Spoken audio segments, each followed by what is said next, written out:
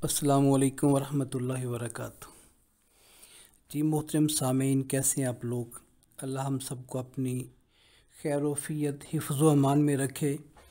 अच्छा मोहतरम, आज का हमारा उन्वान है ज़कात हिस्स। इस उन्वान के अपलोड होने में ग़ालिबन को 3-4 हफ़्ते लगे हैं। मैं माज़रत ख़्वाह हूँ उस भाई से जिसने मुझे 2-3 दफ़ा रिमाइंडर दिया कि इस उन्वान पे वीडियो जो है वो अपलोड की जाए, मगर तख़ीर का शिकार हो गई, जानबूझकर नहीं बल्कि मसरूफ़ियात की वजह से।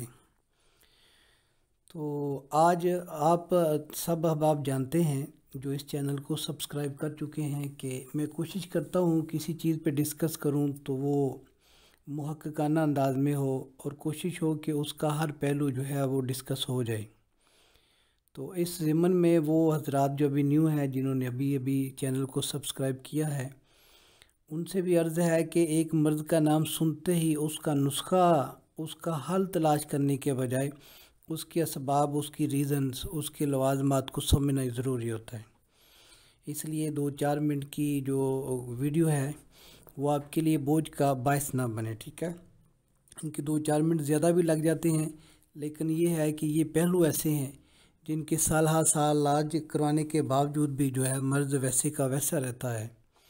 तो फिर ये ज़रूरी नहीं है कि एक अलामत को सुने और उसका इलाज करने लग जाएं, ज़रूरी है कि उसकी गहराई तक पहुंचा जाए।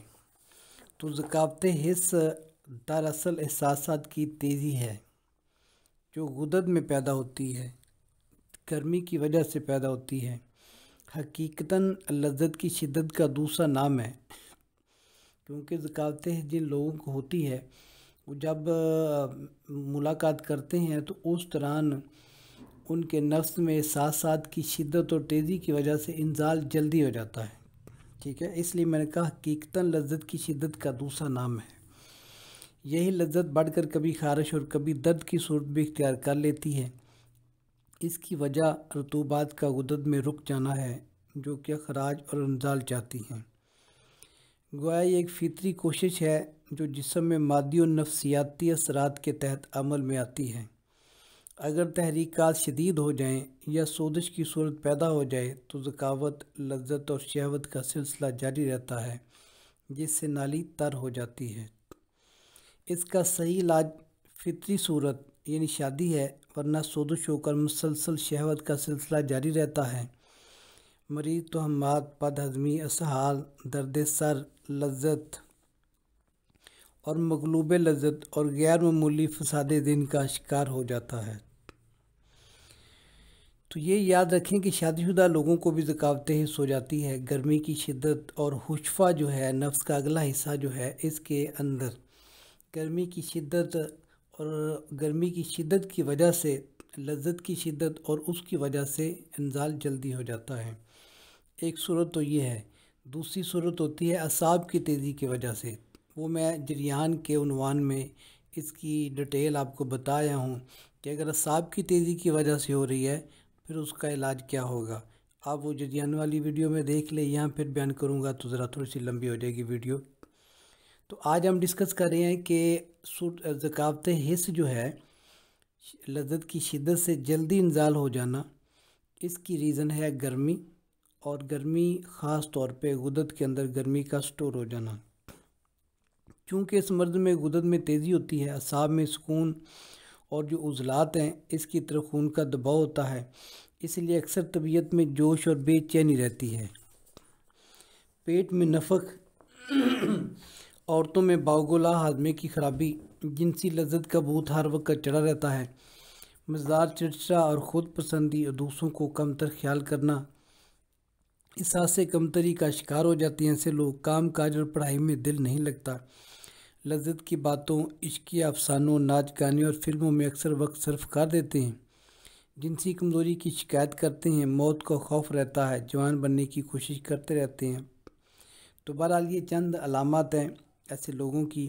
इसके असबाब में जो है ना वो मौसीकी है, सेक्सी माहौल है, बुरी सोबत है, फोश लिटरेचर है, और ज़हन में या मोबाइल कॉल में या चैट में ऐसे लोगों से चैट करना जिनकी वजह से शहवानी ख़यालात, बुरे ख़यालात आते हैं और बनते रहते हैं या वैसा माहौल बना रहता है, ये ज़कावत हिस्स की बहुत बड़ी रीज़न है। आजकल इंटरनेट और टच मोबाइल की दुनिया ने इस मर्द में और इजाफ़ा कर दिया है। और अक्सर मरीज़ मेरे पास आते हैं तो मैं उनको यही कहता हूँ कि पहले सबब रीज़न ये ख़त्म करनी पड़ेगी, उसके बाद इलाज होगा। अगर किसी इस मर्ज़ का सबब तो मौजूद है, हम इलाज कर रहे हैं लेकिन सबब को ख़त्म नहीं कर रहे, तो मर्ज़ किसी सूरत दुनिया की किसी दवाई से भी ठीक नहीं होता। तो ये देखें ज़कावत हिस्स की वजह क्या है। अगर तो आपका माहौल है, मोबाइल कॉल्स हैं, मोबाइल चैट है, या आपकी कोई सोसाइटी ऐसी है,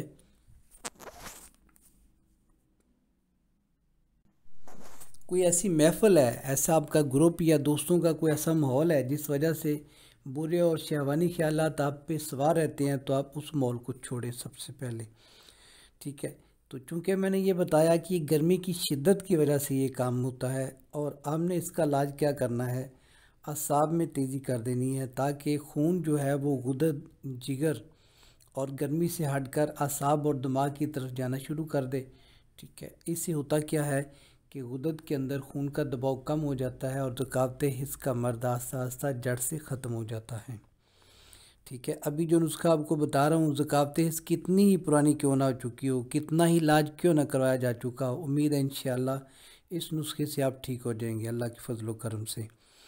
वो एक नुस्खा है संगे यहूद, इलाची, कलमी शोरा, बल्कि कलमी शोरा रहने नुशादर डालें, संगे यहूद, इलाची, नुशादर, और इसके बाद है एक कहर बाशमी। जो कहर बाशमी है, इसको खरल में अच्छी तरह रगड़ करके सुरमा कर लें। उसके बाद संगे यहूद, इसे हजरुल यहूद भी कहते हैं, ये पंसारियों से मिल जाता है। ये चारों चीज़ें 50-50 ग्राम लेनी है आपने, संगे यहूद, कहर बाशमी, नुशादर और छोटी इलाची। तो संगे यहूद को आपने पहले लोहे वाले चट्टू में कूट लेना है अच्छी तरह से, उसके बाद खरल में डाल के खरल करना है, इतना खरल करना है कि ये मैदा हो जाए। उसके बाद कपड़े के अंदर से इसको छान लेना है। ठीक है। इलायची को अलग कूट लें और निशादरों को, फिर इन सारी चारों चीज़ों को मिला लें।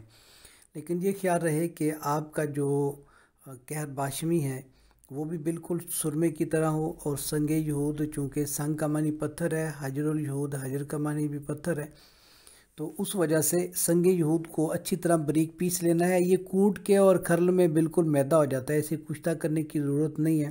कुश्ता हो जाए तो फिर भी ठीक है, बेस्ट है, अदरवाइज़ कुश्ते के बगैर ये बेहतरीन काम करता है। आप उसे रगड़ें, खरल करें, सुरमा करें, उसके बाद कपड़े से छान लें तो इंशाल्लाह ये तैयार है। अब ये चारों चीज़ें 200 ग्राम हो जाएंगी, तो आपने कूज़ा मिश्री लेनी है 200 ग्राम, इनको मिक्स कर लेना है। चाय वाला 1 चम्मच सुबह, दोपहर, शाम, ताज़ा पानी के साथ, या इसके खाने के आधा घंटा बाद नीम गर्म दूध का 1 कप इस्तेमाल करें।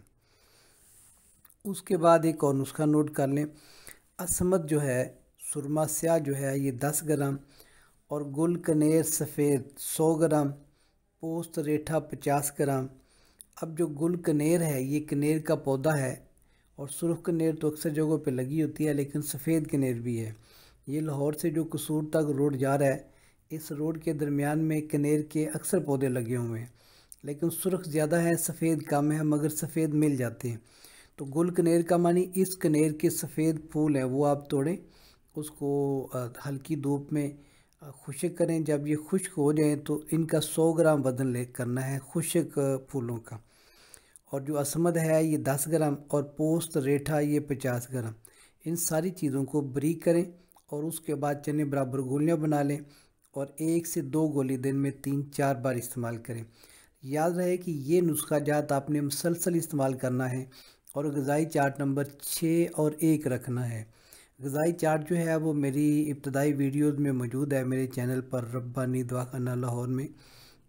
आप वीडियोज़ के ऑप्शन में जाएंगे तो वहाँ अगर लिखेंगे ना ग़िज़ाई चार्ट, तो वो सामने आ जाएगा। आपको नीचे सर्च करने की ज़रूरत नहीं है, जो चैनल की सर्च बार है वहाँ ग़िज़ाई चार्ट लिखें तो वो सारे आ जाते हैं। तो ग़िज़ाई चार्ट नंबर 6 और 1 ये मुसलसल आपने 1-2 महीने तक इस्तेमाल करनी, दवाई भी और ख़ुराक भी। अब जब ग़िज़ाई चार्ट नंबर 1 और 6 आप इस्तेमाल कर रहे हैं, तो इसका मतलब बाकी जितने चार्ट्स हैं वो आपका परहेज़ है। ख़ास तौर पे चार्ट नंबर 3, 4 और 5 ये सख्त परहेज़ करना है। ग़िज़ाई चार्ट नंबर 3, 4 और 5। अब आप देखना चाहते हैं कि कौन सी चीज़ें खानी है कौन सी नहीं खानी, तो वहाँ आपके सामने 6 चार्ट होंगे और आपको पता चल जाएगा कि ग़िज़ाई चार्ट नंबर 1 वाली और 6 वाली तो चीज़ें मैंने खानी है, बाकी सारी मना है। ठीक है, तो इंशाल्लाह उम्मीद है कि आपको ये गुफ्तगू भी पसंद आई होगी और इंशाल्लाह अगर आप इस मर्द का शिकार हैं तो ज़रूर ठीक हो जाएंगे अल्लाह के फजल करम से। मुश्किल मजाजी से इलाज करें, जज्बाती घबराने की ज़रूरत नहीं है, अल्लाह बेहतर करेगा। अल्लाह हम सब का हामी नासर हो। अल्लाह हाफिज़।